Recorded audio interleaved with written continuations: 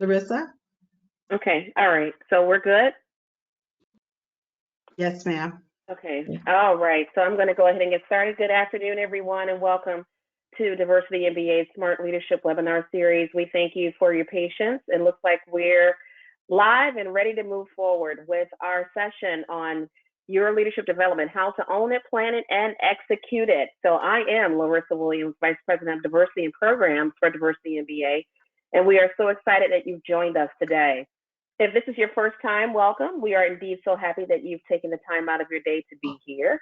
And we are always eager to offer you provocative and educational discussions for supporting your professional growth and development on various topics covering diversity, equity, inclusion, culture, and social dynamics. If you haven't done so already, please mark your calendar for next month's webinar on July 19th with Dr. Suri Surrender. He is the CEO and founder of CTR Factor and the Chief Learning Officer of Diversity Learning Solutions. He will provide insights on cultural dexterity, navigating cultural norms in the U.S. and abroad. So that's July 19th at 12 noon Central Standard Time. So please mark your calendars.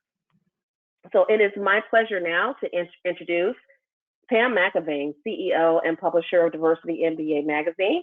And she's also the author of The Skinny on Diversity Recruiting. I almost forgot the title of the book. I've said it a million times.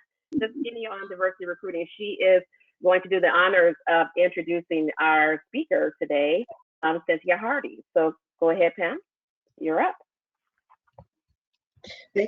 Thank you so much, Larissa. I appreciate that. We appreciate your patience. You know, in this world of information technology, we do move forward. So please plan to stay with us at least 10 more minutes after the program. I'm so excited to bring to you, present to some and introduce to many, Cynthia Hardy, who is, I'm just going to tell you in real talk, is the real deal when it comes to senior executive leadership.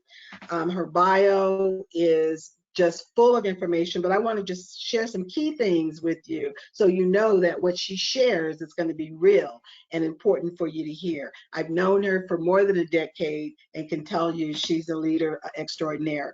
Cynthia Hardy today is founder and CEO of Pivot Global Partners. It's a global professional services, but it's a firm that works with clients through a pivot strategy, if you will, driven pivots, innovation pivots, leadership pivots, equity and inclusion, diversity pivots, to bring innovation and scale and growth to all that you do. Cynthia truly has been a global head of multiple Fortune 500 companies, starting with AIG. She's the president of Incubus Insurance, of a subsidiary of Allstate Insurance Company, previously president of Hanover Insurance's personal line division. She has also held various P&L roles, profit and loss roles, at the Hartford and Progressive Insurance, and was a litigation associate at Jones Day, Rivers and Probe. So it's important to understand not that she just have a legal mind, but she truly has a business leadership mind and not just running organizations and driving strategy to execution, but developing people, the care and growth around developing people from a leader. Now that Cynthia's bringing us forward, but she's also this new author with her book, Crossing Meridians, to become a more, and this book is not just for mid-career leaders, but it's also for anyone that can gauge a story. She leverages antidotes and storytelling to help you be able to reimagine your career, redesign it, step-by-step process into the leadership and mindset of what you can do. And I know I'm excited and I'm sharing a lot with you because I really want you to know that Ms. Hardy really brings forward the level of information that's going to help you go to the next level. But not just with that, she will leave with you where you can connect with her, where you can get access to her book, where also you can learn more about the products and services she brings forward. So it's my pleasure and privilege today to introduce to some and present to many Ms. Cynthia Hardy, our speaker.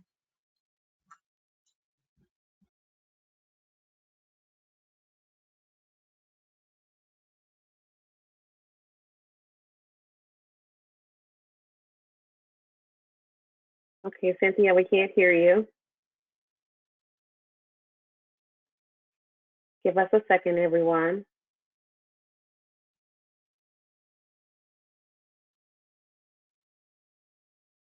There we are. I think you can hear me now. I see a green. Yes, yes, we can hear you. Perfect. Okay, wonderful.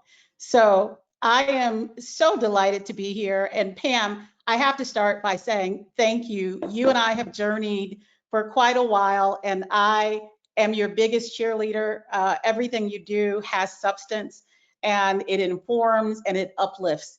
Larissa, thank you also for the invitation, and it's a joy working with the Diversity MBA team, not just now, but over time. Their work is meaningful, substantial. I'm happy to be a part of it.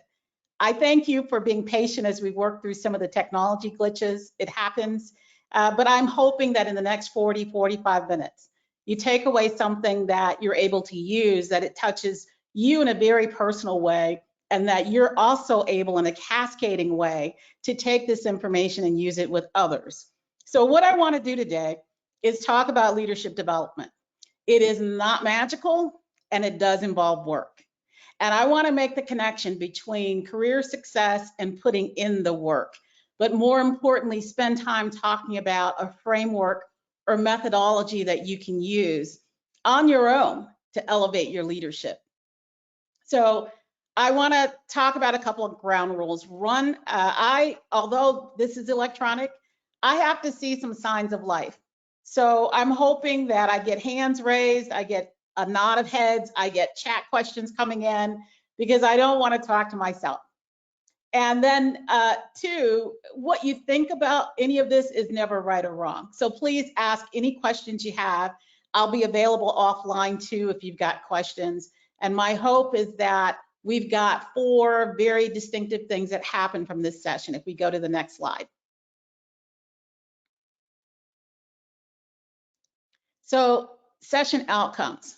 First, I want to just demystify what happens between leadership development and whether I'm going to be successful in my career. And there's a recognition, I think, that we all will have, that thoughtful, personalized leadership is a key contributor to career success. Not the only one, but certainly important. 2, I want you to go away with an appreciation for what happens when you have self-directed leadership. You own it. No one else does. You drive it, and it's appropriate for you. 3, I want you to have an understanding of the Crossing Meridian's leadership enrichment. That's very intentional wording that I'll talk about, both the mindset and the method. And then 4, I want you to be prepared to actually use the workbook that's in the book that will allow you to figure out how to build and execute your own leadership development plan. So with that, we'll go to the next slide.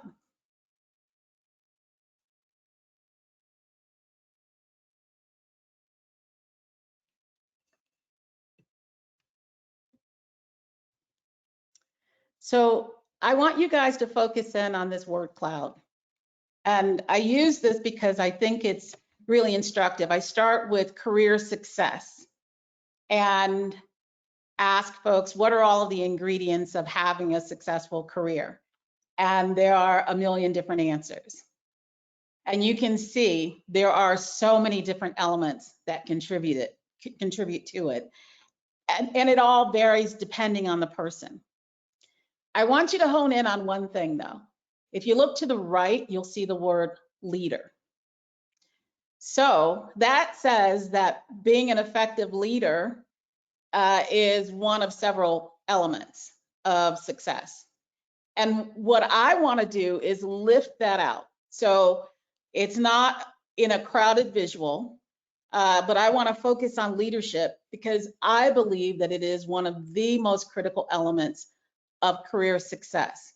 So if we go from career success, leadership being important, let's go to the next slide.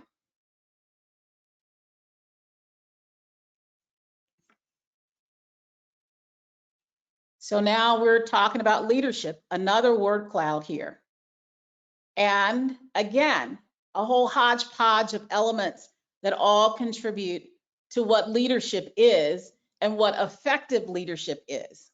So again, if you're looking closely, I want you to look for leadership development. So again, I am putting forward that of all the elements you could think about, the myriad of elements, leadership development is one of the most critical that will lead to effective leadership. And so what we're doing is moving from the larger notion of career success to the idea of leadership being important to it, to the idea of leadership development being important. So now you see the nexus. And I'm not saying in every instance that leadership or leadership development is the only factor that will drive success, but I do see it as critically important. So then let's go to the next slide. And we've kind of worked our way through this cone now. And you see here a focus on leadership enrichment.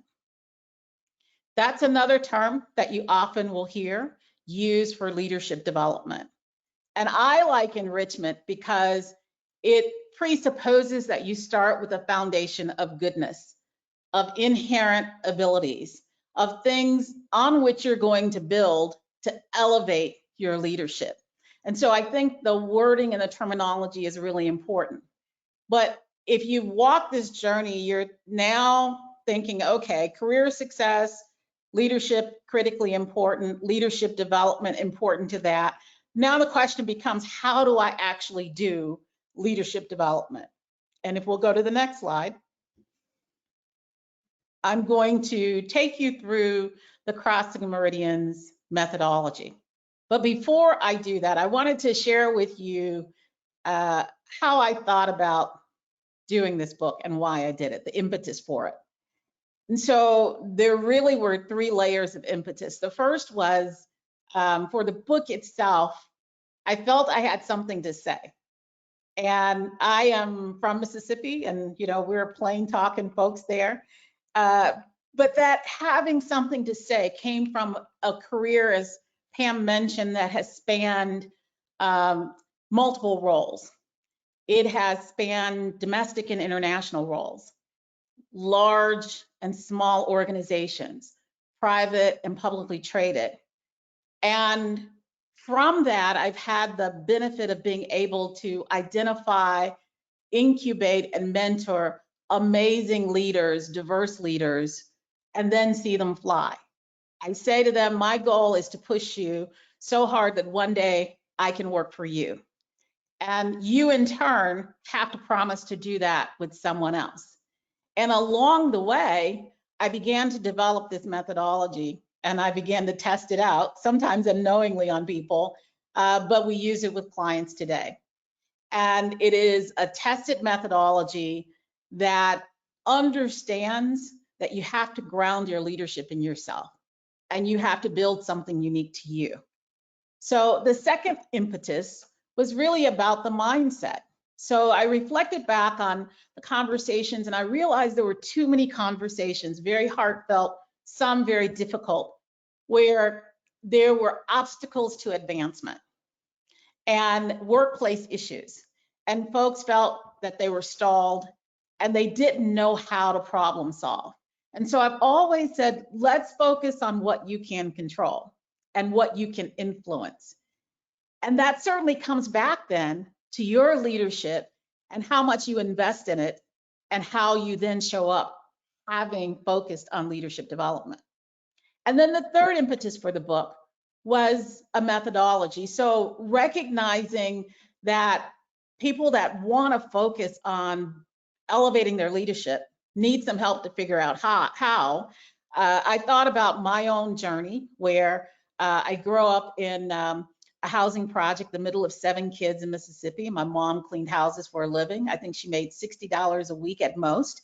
And so it was about survival.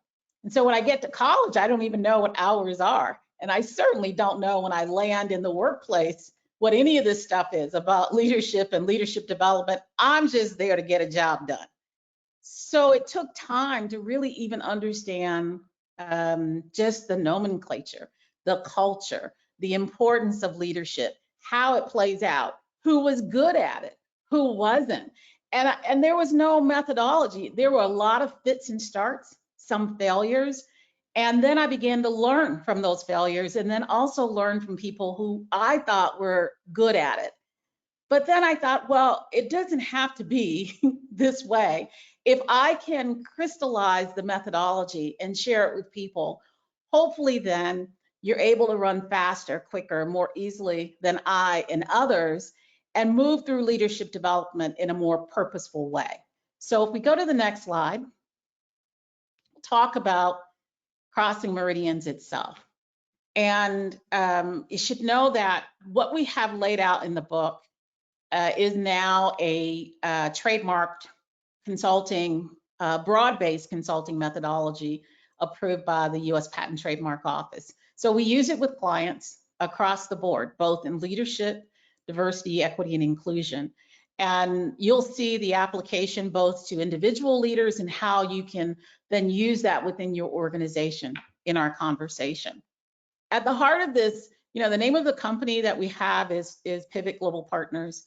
And at the heart of this is your own pivot that you are designing, creating for you, executing, trying some things, introducing elements of risk.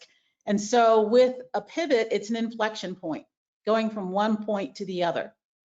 And that's exactly what this leadership enrichment method does.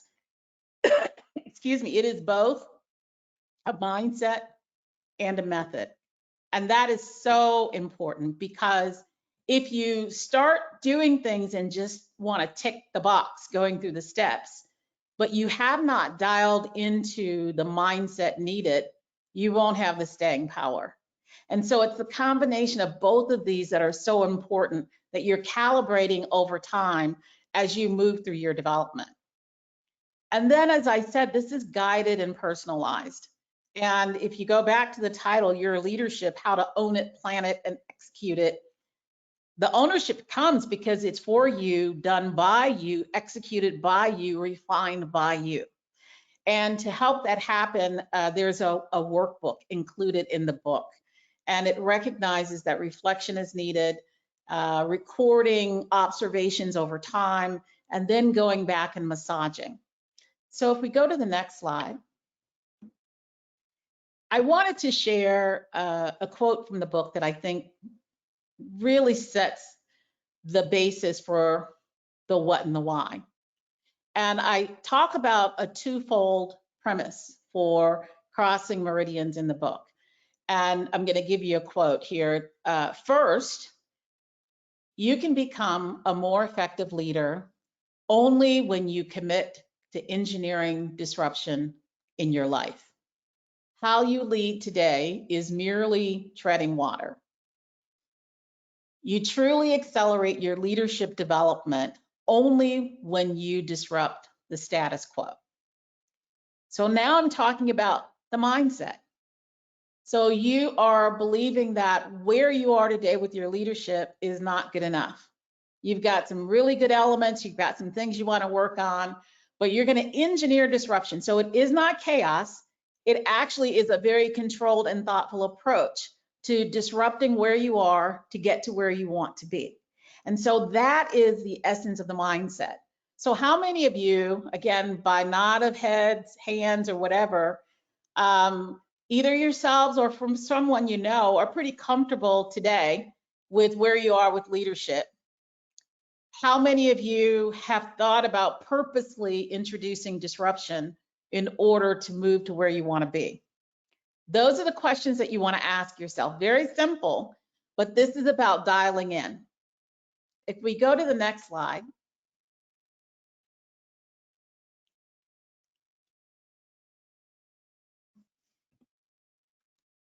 I'm going to continue the quote. And on the next slide, it says, second, when you cross the divides and bridge the chasms that naturally exist in all organizations between people and cultures and ideologies, you elevate your leadership. You develop leadership bench strength in building trust and stronger relationships, in welcoming and understanding contrarian views and perspectives, in problem solving with greater insight, and making decisions from a more expansive core of experiences. Now, this takes you, this premise, to the heart of the method. The first premise was about the mindset. This is about the method, because the method says you've got to be uncomfortable in order to learn. And I call it instructive, disruptive learning. And you do that by crossing divides from where you are to where you want to be. And those divides, depending on the environment you're in, where you are with your leadership, can be larger or smaller.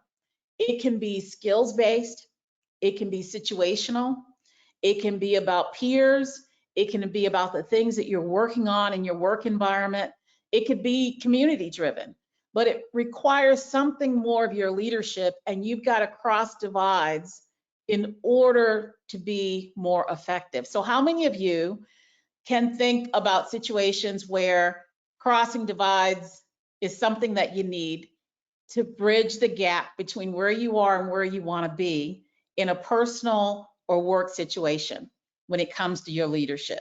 If you'll just nod your head, raise your hand, you can send a comment at any point, but this is the heart of what we're talking about.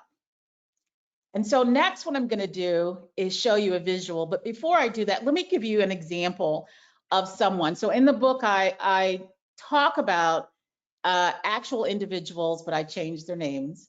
And I share with you a number of different anecdotes and stories and many case studies. And so I want to share with you a story about Sherry, who, if you look at the second paragraph here, and we talk about, developing bench strength and stronger relationships and understanding different points of view and welcoming those, and then problem solving with greater insight and making decisions from a more expansive core. Those things are what happens when you do leadership development work and you do it well. Because now these are the core attributes of what an effective leader needs to do day to day. And if you're able to do those things, then you are going to perform better in your job. So let me tell you about Sherry. Sherry, I'd known for many, many years. She started in an operations job. And Sherry was incredibly creative and wasn't challenged over time. And after a while, we began to put our heads together on how she could transfer into an innovation job. And she did that and excelled. And she would say by nature, she's more of an introvert and very much a thinker, incredibly creative. The people parts come harder to her, but she was learning and developing. And so on this path, Sherry went to work for a tech company and became global head of innovation service delivery for them. And this required that she worked, I think they had 12 different countries in which they worked, and she was traveling. And Sherry was from Cleveland, Ohio, had not traveled outside of the country before taking this job. And so we actually began focusing on how she would cross meridians that were pretty significant for her, because at the time that she wanted to focus on this, she was just coming out of a tough experience where they had a huge budget, a major deliverable globally for which she was responsible, and they missed significant deadlines. And so this is in her lap, and she's got to diagnose what happened, figure out how to do something differently. And fundamental to that, I encouraged her to not start the activity of just trying different things, but to get to root cause and to focus that on her own leadership. And in that, we came to understand that Sherry did not have an appreciation for cultural differences, for how people work differently in different countries, for cultural norms, for work rules that are different, and how it is that across cultures, you demonstrate not just excellence in technical matters, but excellence in leadership. So fundamentally, she had not built trust and followership. And because of that, her relationships were strained. The communication wasn't what it needed to be. I call it high, wide, and deep. So hers was high, but not wide and deep. And so there are a number of things that we needed to do to get her to understand cultural competency, how that translated to leading in her role. And we began to really push her. And so Sherry today continues to cross meridians. She has not had any major issues again. And we have a very constructed format that she's following, that she came up with our guidance, that helps her. And it's unfortunate that it's after the fact here, but it is helping her right now. And so that's an example of how this is being used every day, real time. Now, crossing meridians itself, in terms of core elements, what I want to focus in on is what I'm going to show you, which is a visual. There are 4 steps which are broken down to the nth degree that we ask you to follow. Each one involves exploration of things that are unique to you. And as I said, there is a planning workbook. And I want to get to the next 2 slides if we advance forward. If we go to the next slide and then the next slide. This slide is the visual that I want to have stuck in your mind. And I'm going to walk you through this because this is essentially a distillation of the crossing meridians model. And you'll see I call it a journey because it is. It's not episodic work that happens, one day at a time and then you're done. It happens over time. And this is for the individual leader, but the elements are the same. And I'm going to show you how you might use it in your organization. But for here, you start with defining your beginning meridians. And for many people, this is the most difficult part here, because those beginning meridians are the things that are known and familiar to you. They are the things that make up the imprint of our lives, the influences. So where we grew up, what our family life was like, what the community was like around us, what norms existed, what resources we had available to us or not. All of those things make up what I call beginning meridians. And they're important because we don't just show up in the workplace with this blank slate ready to be made a leader. It doesn't happen that way. You bring with you all of who you are. And fundamentally, I've found in many workplaces that leaders are not understanding all that they bring. They're not fully recognizing it. And there are some things that are amazing that you need to unleash and do more of. There are some things that are terrible and you need to jettison it. And there are some things that you need to work on. But if you haven't really thought about what these influences are, your leadership work then is on a faulty foundation. And I, in the book, encourage everyone to limit your beginning meridians to 5 things. I will tell you, when I went through the exercise, it was difficult, but my beginning meridians were Meridian, Mississippi. It's a metaphor in many ways for the book, but it's a place where I grew up, a place that had hard-fought rights for Black folks, that was steeped in white supremacy, and that emerged in the 60s as certainly a hotbed for and a push for civil rights. But there's a constant tension, and there still is today. While there's progress, there's still so much to be done. What that meant for people like me growing up there was that there was a high expectation around excellence, no excuses, clear understanding of sacrifices made, but then a refusal to accept the status quo. And so that imprinted me and who I am, as did education. Most folks in my family did not have a college degree. No one did. In fact, I was the first college graduate, and most folks didn't have a high school degree. Many stopped after elementary school because they had to go to work. And the importance of education was so key because it was really viewed as being catalytic. So I could tell you all 5, but what will happen is if when you're really reflecting on your beginning meridians, you begin to call forward some things that are elemental to your leadership. At the same time, we ask you to think about new meridians. So now you're going to envision how it is that you want to operate at a higher level of leadership. And it's not esoteric. It is, what are you actually doing?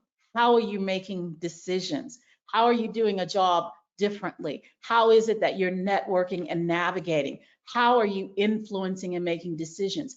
How are you handling conflict? All of those things we're going to have you envision, and then you're going to crystallize the unfamiliar and the unknown, because you've got to push yourself in that direction from the familiar and the known. And in doing that, you're going to cross divides. You see that in the middle.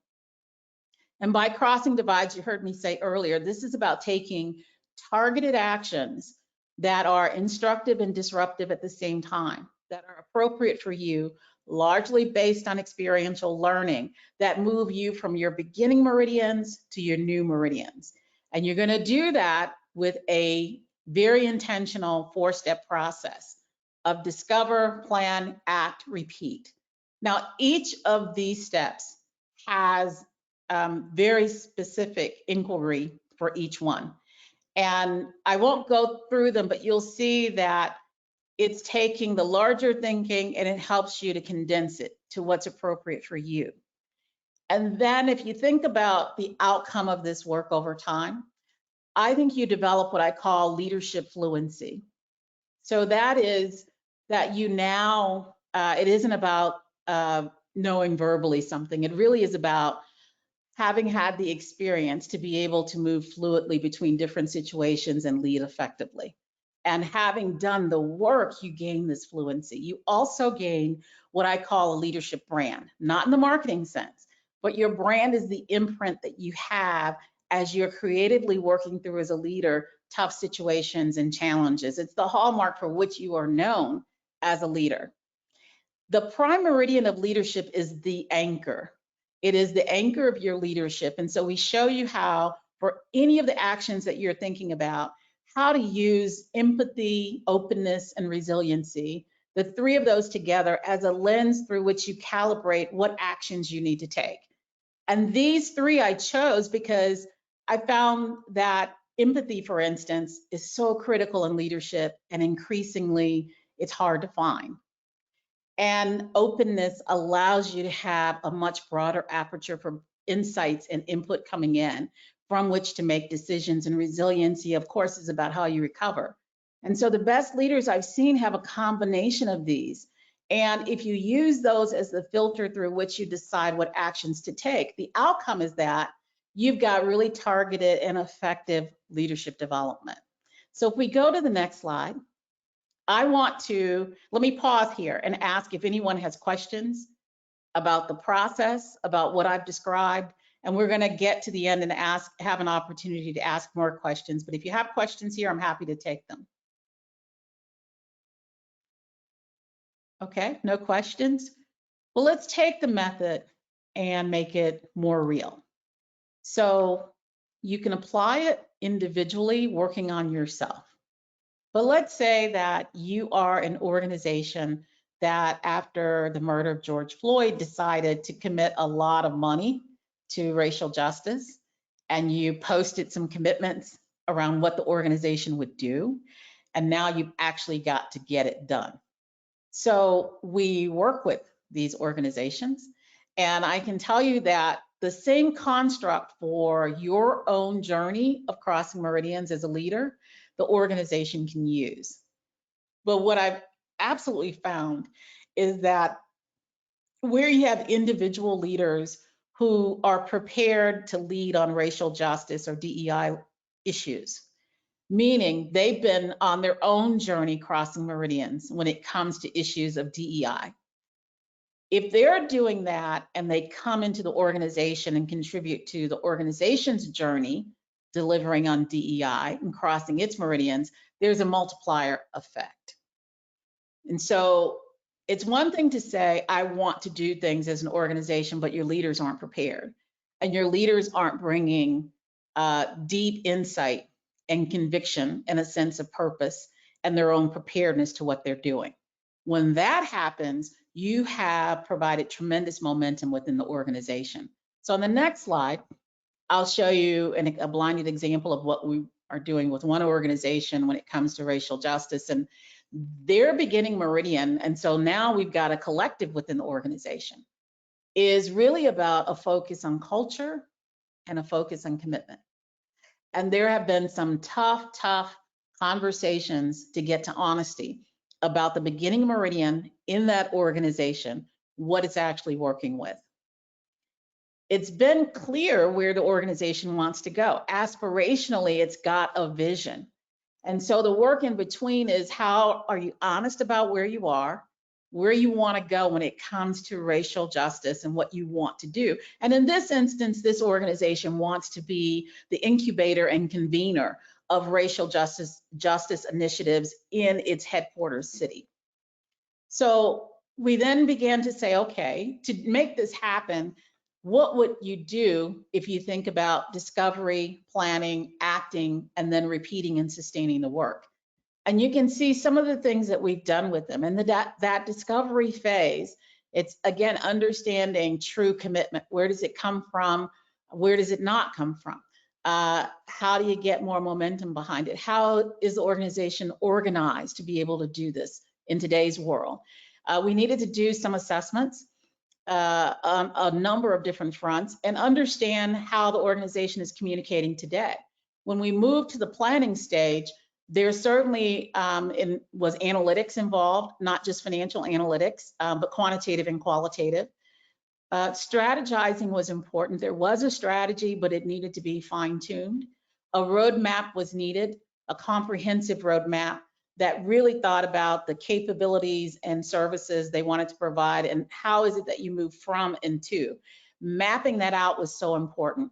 And then prioritization was important because you could try to do everything and really get nothing done.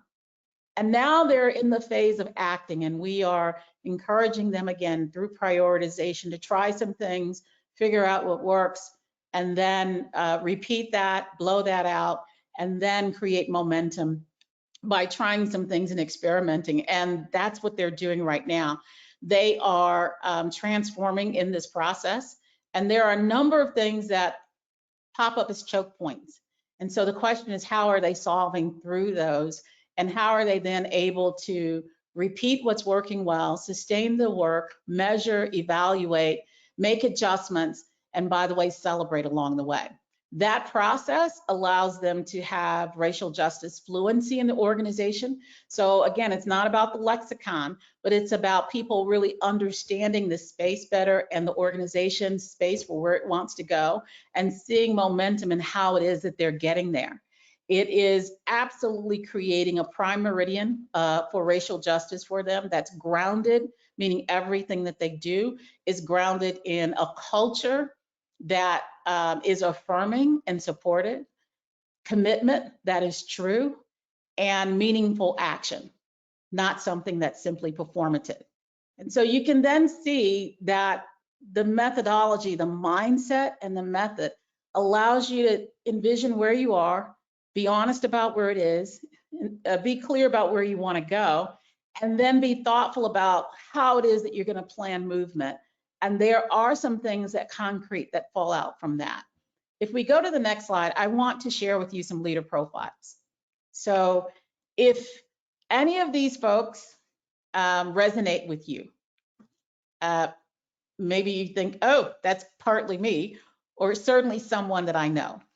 I'd like you to raise your hand, nod your head, somehow tell me you're there. And these are individuals not within just the racial justice space, but they are individuals in general that we are typically working with. We changed the names, who are crossing meridians. And let's start with Sandra. Sandra is head of DEI at a company.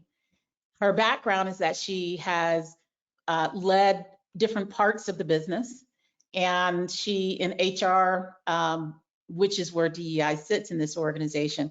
Before heading DEI, she was a comp lead. So she's done a variety of things.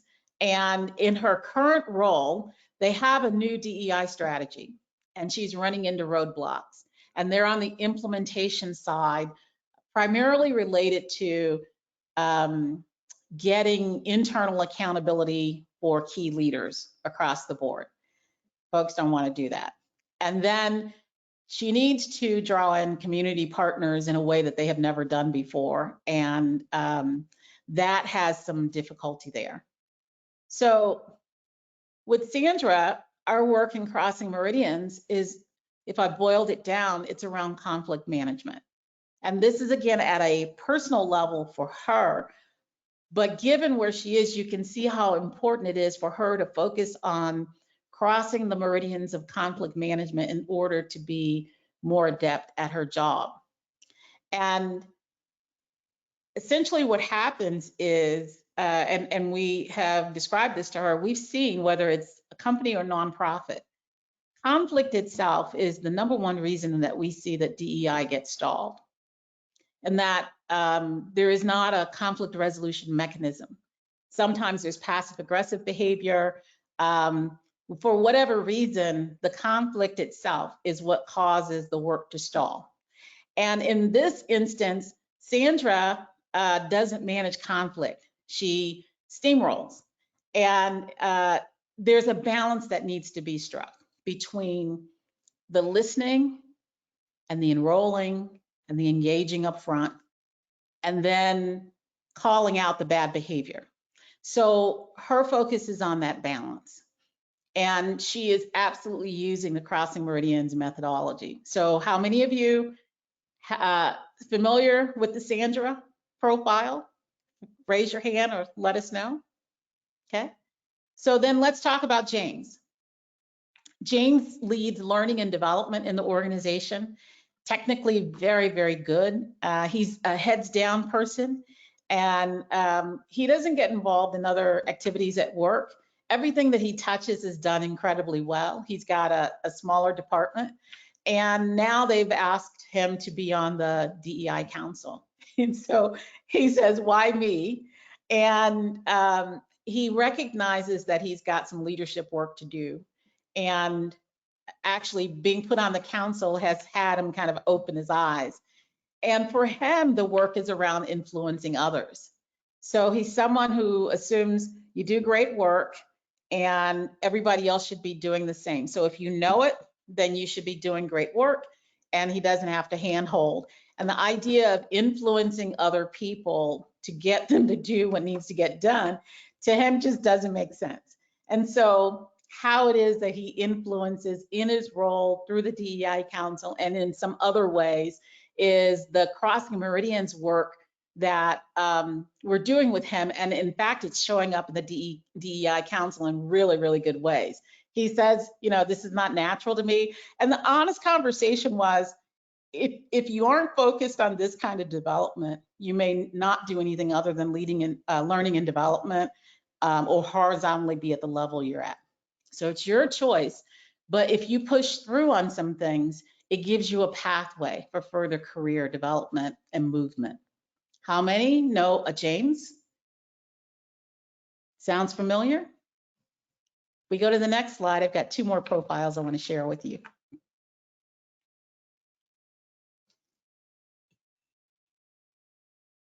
So let's talk about Angela. Angela is a very tenured C-suite executive leading operations. And in her role, she's focused on diversity representation a lot. And she's made a lot of inroads. The CEO of the organization has publicly stated that he's going to retire in about a year. And Angela wants to be that CEO. And so her focus in Crossing Meridians is around ensuring that she's got some of the core CEO skills that are broader than her skills today. And those are two areas. One is around board management and strategy, I would say. And the other is around inclusion. And so in Crossing Meridians with Angela, what we've seen is the higher she's gone, the more she's gotten a smaller group of people with whom she connects with every day, with whom she gets inputs to make decisions. And so the inputs are fewer, the voices are fewer. It's led to not being as inclusive as she needs to be. And so the danger as you move into a CEO role is that I always say it's lonely and windy at the top. And you also have to make sure, though, that you're not having 7 or 8 levels of distilled information. By the time you get it, you don't really know what you can believe. So you have to create back channels while building trust in an organization that get you to true information. And that's all about inclusion. And so what we're doing with her is she's taken on responsibility for a totally different area outside of operations, all new people with an inclusive approach, and she specifically has a fair amount of direct board interaction. So positioning her over time to have the skills that she needs. The last person, so Angela, anyone that knows an Angela? Sounds familiar. Okay, so let's talk about Bill. Bill is a marketing director in an organization. His lived experiences are more limited. And the way it shows up is Bill can be dismissive at times of other ideas, of people that don't have his same educational background. And he also will cap out where he can go if he is not fixing this. And so our solution was fairly drastic with Bill because we felt he needed it. So a total immersion approach is what's being used. Bill has been moved to another country where he doesn't know anyone. He doesn't know the language. It is a key market and it needs to be developed. He's amazing at digital marketing and incredibly creative. And this is a market that's on the vanguard. So his technical skills will be great, but he's got to invite other people in, value them, and be able to cross divides from not just a cultural perspective, but just from a lived experience perspective from people that are not like him. And that's the Cross Meridians path that Bill is on. So how many people know a Bill? Okay. So let's go to the next slide. I'm going to recap here and then we'll move to questions that you have. As you think about career success, I want you to remember the nexus between career success, a lot of noise about what goes into it, but leadership, I think, is fundamental. And then fundamental to leadership, again, a lot of noise about what goes into leadership, but leadership development being so important to effective leadership. Now that you've gotten to that point, you've got to say, how is it that you do leadership development? And that's where I put forward the Crossing Meridians methodology. And it is engineering disruption, appropriate for you, not accepting the status quo, really dissecting your beginning meridians, understanding your new meridians, and being so purposeful about the instructive, disruptive actions that you're going to take so that you can cross meridians. Applicable to you as an individual and also applicable in an organization that is crossing meridians of various ways, various kinds.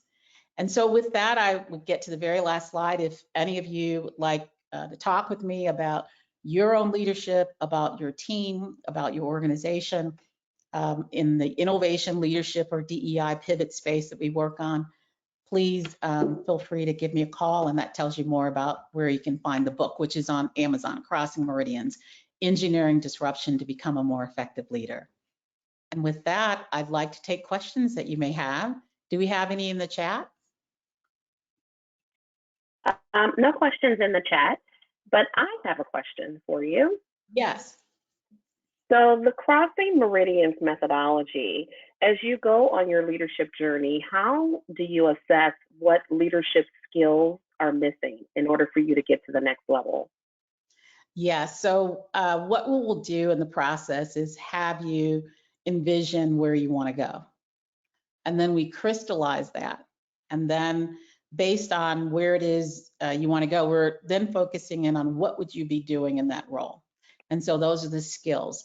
And then we focus on what proficiency level do you need to have for that particular role. So we do walk you through that, and it is through self-discovery, but it also calibrates. There's research we have you do, for instance, to some leadership models. And so we walk you through how it is you bring together the inputs to determine the skills and proficiency appropriate for you. Great, thank you.